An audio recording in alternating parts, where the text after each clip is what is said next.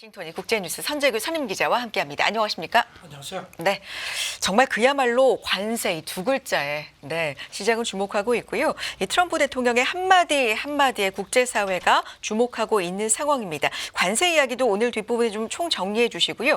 파나마 운하 건도 그렇고 여러 가지로 정말 그야말로 영향력을 지금 펼치고 있는 상황인데 로마 얘기해 주셨잖아요. 그 얘기부터 좀 시작해 주실까요? 지금 루비오 미국 국무장관이 취임하고 나서 첫 외유로 이제 그저께 파나마에 갔습니다.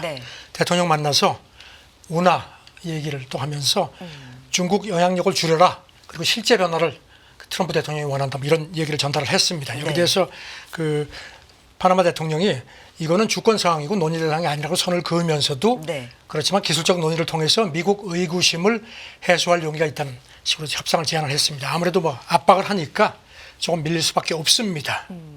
운하 운영 자체를 그러니까 미국이 하겠다라는 게 이제 주장이었고 이 속내에는 중국의 영향력을 좀 줄이겠다라는 것도 있었잖아요. 관련돼서 얘기들이 좀 구체적으로 오고 간 겁니까? 트럼프도 그 취임 전부터 그 중국이 사실상 파나마 운하를 운영한다 하면서 1999년에 그 파나마 그 운하를 이제 파나마에 이양하는 그 협정을 맺었는데 그거를 환수할 수 있다는 그 경고를 여러 차례 해왔거든요.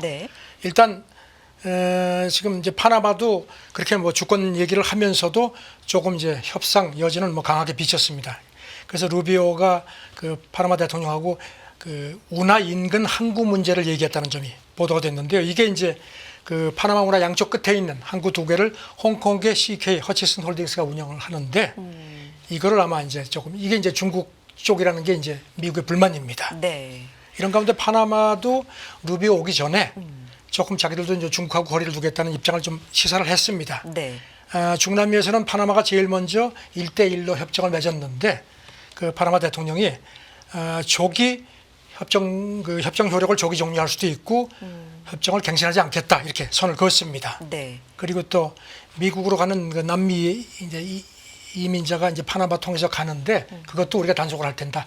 돈 좀 내놔라. 뭐 이런 식으로 얘기를 했는데 일단 굉장히 강압을 압박을 하니까 파나마가 조금 주춤하는 모습입니다. 그렇군요. 파나마 시티에서는 뭐 루비오 방문에 맞춰서 시위도 일어나고 뭐 관련된 흐름도 좀 있었던 모양이네요. 꼭 로마 시대 영화를 보는 것 같은 그런 느낌입니다. 그렇군요. 다음 얘기는 이제 관세 얘기 좀 어떻게 진행이 되고 있는 건지 정리해 보겠습니다.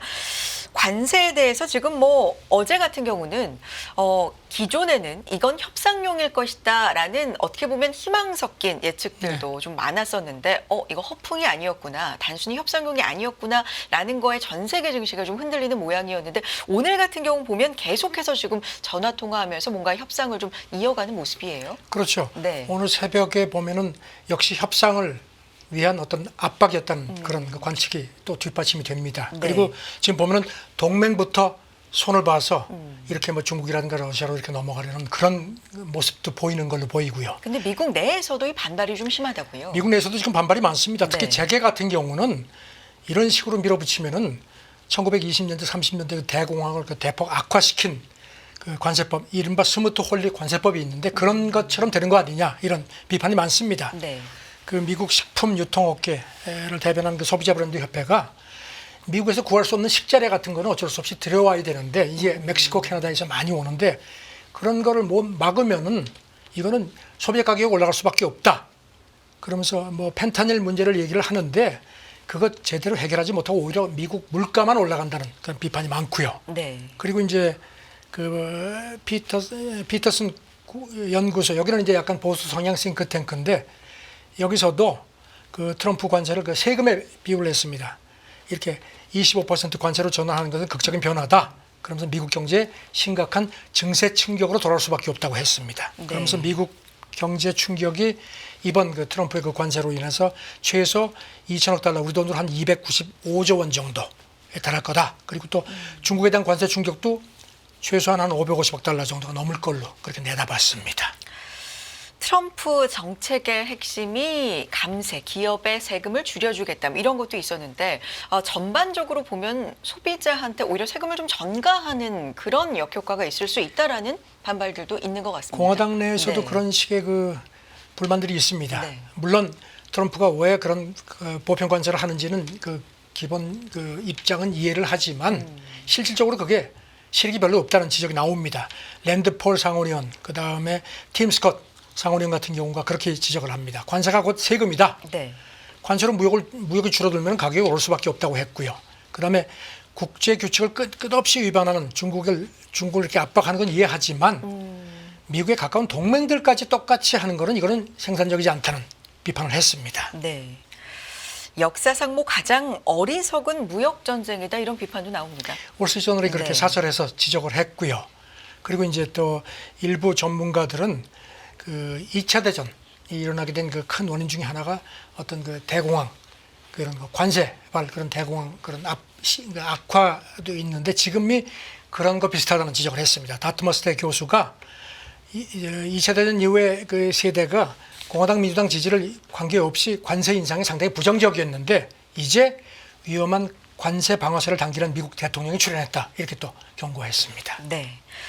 그렇군요. 앞서서 이 관세 관련된 이야기는 지금 정말 실시간으로 뉴스가 전해진다 말씀드렸습니다. 계속해서 전화 통화를 했고 네. 또 하고 있고 지금 속보로도 뭐 캐나다 총리하고도 마무리했다 이런 얘기 전해주고 있고 또 중국하고도 통화 지금 예정돼 있는 상황이잖아요. 지금 오늘 새벽 외신을 보면 네. 우리 시간으로 어제 밤늦게부터 네. 이제 멕시코 대통령하고 트럼프가 통화하고 그렇죠. 그다음에 트루도하고도 통화를 했는데 트루도하고는 조금 전에 두 번째 통화를 그렇죠. 한 걸로 되어 있고요. 뭐 네.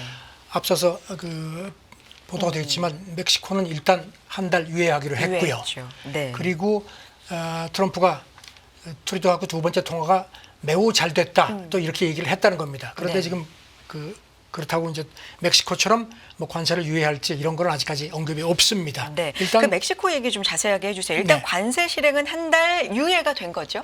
그러니까 네.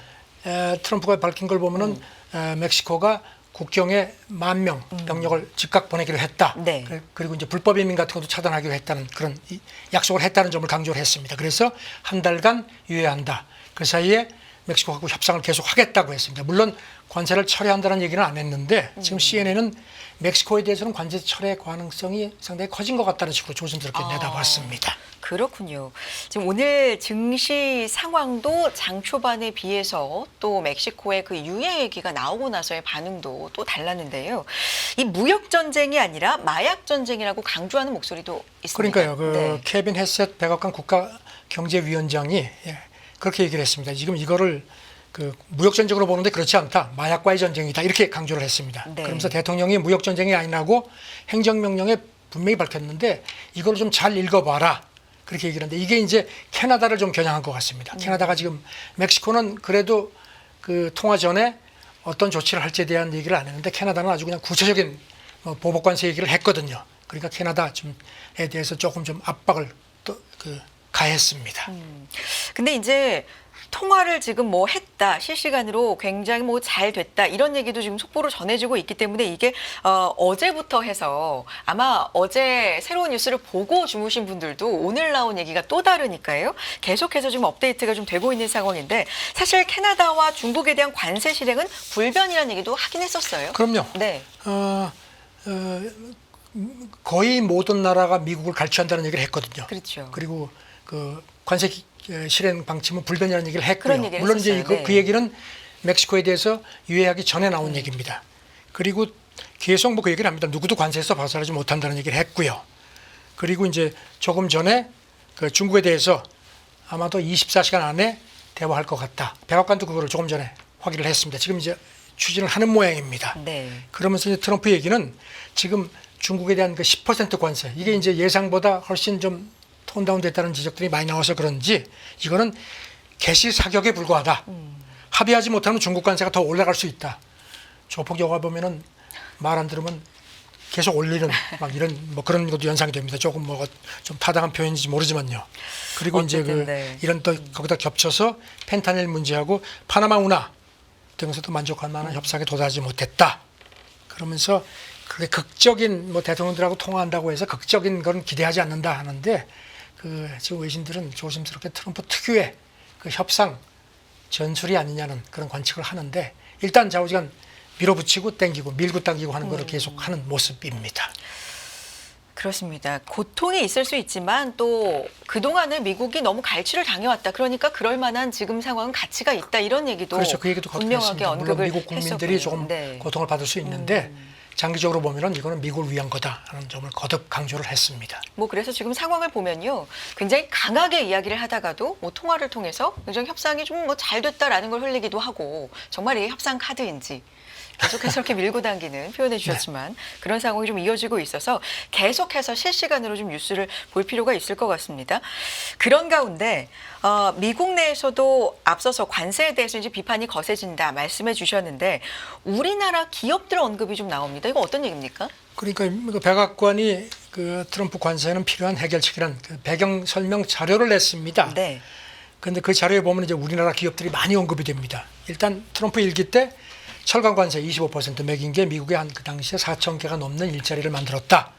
그래서 이제 그 임금도 올라가고 뭐 그랬다는 점을 강조를 했고요. 네. 그래서 이제 제조업을 미국으로 다시 가져오려는 거라는 점을 이제 상기시키면서 현대차, 현대제철, 삼성, LG가 미국의 공장을 뭐 이제 강화한다는 점, 그리고 이제 투자를 이미 했거나 투자를 검토한다는 점을 구체적으로 이렇게 거명을 했습니다. 네. 그리고 뭐 멕시코에 관련돼서도 삼성이 멕시코에서 생산해온 건조기, 이건 뭐 공장 옮긴다 이런 것도 언급을 했는데. 네, 백악관 자료에 보면요, 멕시코에 이제 25% 관세부가 물론 이제 한 달 연기가 유예가 됐지만요. 네. 그래서 삼성전자가 멕시코에서 생산해온 그 건조기를 사우스캐롤라이나 소재 공장으로 옮기는 방안을 고려하고 있다 이렇게 지적을 했고요. 그다음에 LG전자도 관세를 고려해서 멕시코 냉장고 사업을 테네시주 쪽으로 옮기는 거를 저울질하고 있다. 그렇게 또 덧붙였습니다. 네. 자, 이걸 우리가 이제 줄여서 캐맥중이라고 표현을 하는데, 캐나다, 멕시코, 중국에 대해서 일단 관세 부과 2월 4일부터로 얘기를 했다가 멕시코 같은 경우는 지금 한 달 유예가 된 상황이고 통화는 계속해서 진행이 되고요. 중국하고도 하루 안에 통화를 하겠다. 그런데 이게 만약에 진전이 없으면 바로 관세 부과한다. 뭐 이런 얘기 지금 하고 있는 상황에서 중국 대미 협상에 대해서 어떤 흐름 나오고 있는지 이 부분 정리해 볼 필요 있을 것 같아요. 여기서 월스트리트저널이 그 분석을 한 게 있는데요. 네. 중국이 일단 그 2020년에 이른바 1단계 무역 합의를 한 게 있습니다. 그 당시에 그 2천억 달러 정도, 우리 돈으로 한 293조 원 정도의 미국 상품하고 서비스, 농산물을 포함해서요. 이거를 더 사주기로 합의를 했는데 그게 딱 그리고 나서 코로나가 왔죠.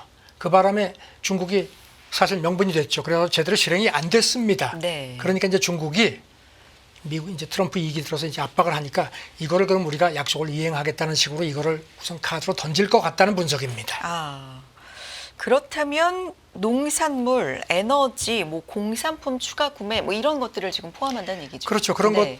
것도 있고 그다음에 네. 전기차 배터리 분야에서 대미 투자 늘리는 것, 그다음에 이제 미국이 늘 불만을 갖고 있는 위안화 평가절하 하지 않겠다는 약속이라든가, 그리고 이제 펜타놀 이거 그 전구체 수출을 줄이겠다는 방안도 함께 고려를 하는 모양인데, 대신 중국도 조건이 있다는 겁니다. 네. 반도체하고 AI 등 첨단 기술에 대한 그 규제, 수출 투자 규제를 풀어라 조건을 제시를 할 모양인데, 지금 과연 이게 트럼프가 이거 가지고도 뒤로 물러나겠느냐? 그렇지 않을 거다. 오히려 더 트럼프를 자극하는 그런 역효과를 내지 않겠느냐는 그런 관측도 나옵니다. 네.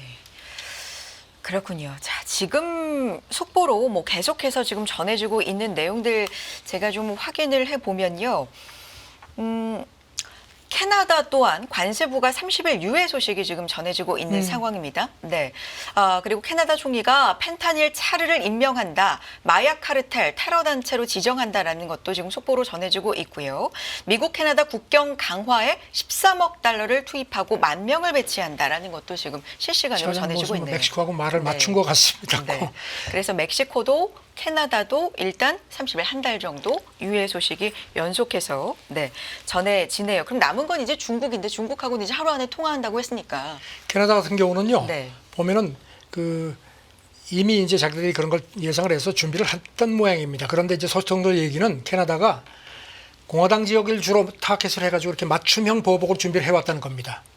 그래서 이런 것도 어떤 조금 트럼프한테 좀 이렇게 좀, 캐나다 역시 이제 멕시코처럼 한 달간 유예를 했다고 이제 나왔는데, 그런 것도 그러니까 그 고려가 된 거 아니냐는 관측도 있고요. 또 캐나다 내에서는 지금 보면요, 이참에 미국산 쓰지 말자. 그래서 뭐 국내 여행이라든가 그다음에 미국 위스키 같은 것도 사지 말자. 그리고 뭐 그래서 이제 그 대형 마트 같은 데 보면 캐나다산 이런 편말까지 붙었습니다. 네. 그리고 어떤 사람은 그 트럼프가 그러지 말고 미국의 51번째 주가 되면 어떠냐 이렇게 얘기를 거듭하니까 그렇죠. 모자를 팔았는데 캐나다가 매물이 아니다. 그렇게 했는데 엄청나게 좀 잘 팔리는 모양입니다. 이른바 저항하는 애국주의 같은 것도 나와서 트럼프가 이것도 아마 계산을 한 걸로 보입니다. 자, 전 트럼프의 협상 전략인 걸로 요약이 됩니다. 캐나다 같은 경우는 이 51번째 주가 되라 이 멘트 자체가 네, 캐나다인들한테는 상당히 좀 그럼요. 굉장히 네. 그 이런 부분도 포함해서 좀 생각을 해보겠습니다. 인도 얘기로 넘어가 볼까요?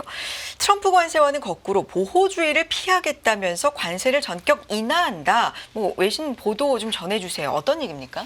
트럼프가 지금 유럽연합에 대해서도 다음 차례라는 걸 거듭 지금 상기시키는 입장이거든요. 그러니까 이제 인도도 야 이거 이제 이러다가는 우리한테도 곧 이제 타켓이 돌아오겠다는 그런 생각을 하는 것 같습니다. 네. 인도 재무부가 그 새해 회계년도 예산안을 공개하면서 현재 이제 평균 관세율이 13%인데 11%로 낮추겠다고 발표를 했습니다. 네. 그러면서 이제 그 중에 미국 할리 데이비슨 같은 경우는 100이랑 1600cc 이상 대형 오토바이 같은 경우는 수입 관세가 50%인데 30%도 낮춘다. 이것도 아무래도 좀 이렇게 트럼프를 좀 의식한 것 같습니다. 인도의 재무차관 뭐 보호주의 지향 신호를 누구에게도 보내고 싶지 않다 이런 걸 또 강조했네요. 네, 로이터에 그렇게 얘기를 했습니다. 네. 우리 지금은 국내 기업을 돕기 위해서 관세를 물리지만 산업이 발전하면 단계적으로 폐지할 거다 하면서 그렇게 얘기를 했습니다. 그래서 이제 로이터는 인도 조치가 트럼프 관세의 또 다른 표적이 되는 것을 피하려는 선제 조치라고 그렇게 분석을 했습니다. 인도는 그러니까 미국의 인도에는 그 최대 무역 상대국입니다. 그 가장 최근 회계년도에 교역이 한 우리 돈으로 173조 원 이상인데 그중에 인도가 47조 원 정도 무역 흑자를 냈습니다. 네. 트럼프가 대선 중에 인도가 무역에서 큰 악당이라고 하면서 관세를 바로잡겠다고 경고를 했었습니다. 네. 지난달 말에도 모디 총리하고 통화할 때도 미국 보안 장비 많이 사라. 그러면서 공정한 무역 관계로 나가야 되지 않겠느냐 했는데 지금 인도 싱크탱크 관계자 얘기가 인도 평균 관세가 여전히 미국이나 일본, 중국보다 훨씬 높다. 그래서 좀 이렇게 좀 낮추는 것이 좀 타당하다는 식으로 그렇게 또 정부 입장을 조금 대변을 했습니다. 네. 자, 이렇게 되다 보니까 관세가 이렇게 얘기한 대로 부과가 될 경우에 혹은 뭐 그보다도 조정이 된다 하더라도 어쨌든 이 관세 부과가 경제에 어떤 영향을 미칠까? 특히 관세 부과를 받는 당사국의 어떤 성장률이라든지 이런 것에는 얼마나 영향을 미칠까? 분석이 좀 나오고 있죠. 네, 모건 스탠리가 분석한 거를 니케이가 어제 보도를 했는데요. 물론 이제 뭐 멕시코, 캐나다에 대해서 한 달 유예가 되긴 했는데 네. 일단 관세가 지금 없어진 건 아니거든요. 그 중국까지 해서 이렇게 되면 이제 미국을 포함해서 4개국의 그 가해지는 충격이 우리 돈으로 한 850조 원 이상으로 내다봤습니다. 그러면서 그 절반 정도가 미국에 갈 거다. 그렇게 지적을 했고요. 네. 그래서 트럼프 일기 때하고 보다도 뭐 충격이 만만치 않을 거다 하면서 트럼프 일기 때하고는 이제 조금 성격이 달라졌다는 겁니다. 그 당시 지금은 이제 보편 관세기 때문에 이른바 그 자국 산업 보호라는 명분도 확실치가 않다는 그런 지적 나온다는 겁니다. 네. 미국 성장률 또한 뭐 1년 0.7%에서 1.1% 포인트 하락할 거다. 이런 전망도 나옵니까? 네, 모건 스탠리가 네. 그 바이든 때 한 3%대 그 전 세계 평균에 비해서 상당히 고성장이었는데 이게 이제 이렇게 되면은 1.2에서 1.6% 정도로 크게 떨어질 거라는 그런 관측을 했고요. 네. 그렇게 되면 이제 미국 경제 그 명목 GDP가 29조 달러 정도니까 1% 포인트가 떨어진다는 거는 이제 우리 돈으로 한 425조 원 정도가 미국 경제에서 빠진다는 의미라는 지적을 했습니다. 알겠습니다. 그렇다면 뭐 멕시코는 어떨지, 캐나다는 어떨지 여기에 대한 분석도 있습니까? 캐나다는 그래도 나름 그 어떤 여력이 있지만 지금 이 분석은 멕시코 같은 경우는 심각하다는 겁니다. 네. 지금 멕시코는 이렇게 미국이 이렇게 관세를 예정대로 부과를 할 경우에 그 성장률이 최대 한 2.5% 포인트 정도 떨어질 수 있다는 겁니다. 그렇게 되면은 재정 여력이 없기 때문에 트럼프 관세발 경기 후퇴가 불가피할 거다 이렇게 내다봤습니다. 그래서 아마 셰인바움 대통령이 일찌감치 백기를 사실상 든 것도 이런 그 내부적인 그 한계 때문이 아닌가 싶기도 합니다. 알겠습니다. 자, 이렇게 트럼프 대통령 예상은 했어요. 뭐 많은 얘기들을 쏟아내고 시장에 그리고 국제사회 전체에 영향을 줄 것이다 예상은 했지만 뭐 예상대로 많은 지금 영향력을 좀 이렇게 보여주고 있는 상황인데 관련된 얘기입니다. 이 백악관이 말 많은 트럼프를 커버하기 위해서 속기사를 추가 고용하는 방안을 검토하고 있다. 이거 어디 얘기입니까? AP가 보도를 했는데요. 네. 그 트럼프가 2기 취임하고 나서 그야말로 속사포처럼 말을 토해낸다. 그래서 이제 이거는 이제 공개 언급, 공식적인 언급을 얘기를 하는 그래요. 겁니다. 네. 그러니까 이걸 이제 속기사들이 기록에 남겨야 되는데 네. 이게 너무 버겁다는 겁니다. 그래서 속기사를 더 고용하는 방안을 지금 검토를 하는 모양입니다. 그러면서 AP가 비교를 한 게 트럼프가 취임 후 첫 주에 이제 공개 발언이죠. 한 7시간 44분 정도를 발언을 하면서 8만 한 1,300개 정도의 단어를 토해냈다. 이게 이제 바이든 취임 첫 주 같은 경우는 2시간 36분에 2만 한 4,300개 정도니까. 공식적인 거죠. 그렇죠. 네. 그게 이제 트럼프 1기 같은 경우도 첫 주 기록이 3시간 41분에 한 3만 3천 한 600개 정도 단어를. 그때보다도 2배 이상이네요. 훨씬 더 네. 말이 말이 많아졌습니다. 나이가 4년을 나이가 더 들어서 그런지 나이가 들면 말이 많아진다고 하는데 그런 것도 있는 게 아닌가 싶습니다. 바이든 전 대통령과 비교해도 뭐 비교가 안 될 정도로 훨씬 많은 상황이고요. 자, 그래서 속기사까지도 지금 뭐 추가 고용을 검토하고 있다는 그래서 얘기네요. AP는 네. 이제 아시다시피 트럼프가 이제 부동산 사업가 출신이고 네. 아무래도 이렇게 부동산 사업을 하면 이제 막 딜을 하고 막 후려치고 해야 되니까요. 그다음에 리얼리티 쇼도 오래 진행을 했죠. 그래서 이제 속사포로 말을 하면서 상대를 압도하려는 그런 태도가 몸에 밴 것 같다. 그래서 공화당 커뮤니케이션 관계자 얘기는 트럼프가 자신을 그 어떤 그 프로듀서로 생각한다는 겁니다. 그래서 독점하려고 한다.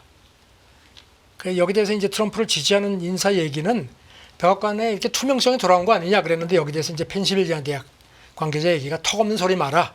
접근 가능하다는 거하고 투명함은 전혀 다른 사안이다. 비판을 했습니다. 네. 그러면서 트럼프 발언이 상당히 그 팩트 체크가 필요한 부분이 많지 않느냐 이렇게 또 지적을 했습니다. 알겠습니다. 다음 얘기 넘어가 볼까요? 중국 얘기입니다. 춘제 연휴 중에 가정교육을 통한 뭐 공산당과 국가사랑을 강조한 과거 시진핑의 연설문을 이례적으로 공개했다라고 하는데 이 배경이 어떻게 됩니까? 그러니까 2016년 12월에 시진핑이 그 당시에 그 가정교육을 중시하면 가풍을 중시한다는 그런 연설을 한 게 있거든요. 네. 이거를 그 춘제 연휴 기간에 공산당 이론지 추스 그 내용 일부를 실었는데 이거를 또 관영통신 신화가 대대적으로 보도를 했습니다. 네. 그러니까 연휴 기간에 이렇게 한 그 시점에 대해서 이제 서방 언론들이 주목을 합니다. 아무래도 지금 뭐 경기가 좋지 않고 그리고 이제 이것 때문에 뭐 실업률 같은 청년 실업률도 막 높아지고 하니까 이제 사회 갈등이 불거지고 정치적 불안감이 커지는 거를 의식을 해서 가정 단위부터 사회 통제를 강화하려는 게 아니냐는 그런 관측이 나옵니다. 네. 그렇군요. 이거 마무리 해주실 내용 있을까요? 그래서 지금 뭐 네. 이런 식으로 이념 전쟁, 정치 선전의 진지를 삼는다고 얘기를 하는데요. 글쎄요, 지금 시진핑이 어떻게든지 이제 그 뚫고 나가야 되는데 이제 24시간 안에 이제 트럼프하고 대화를 한다고 하니까 어떤 얘기가 오갈지 궁금합니다. 알겠습니다. 자, 여기까지 워싱턴이 국제뉴스 살펴보겠습니다. 손재기 선임 기자와 함께했습니다. 고맙습니다. 네, 감사합니다.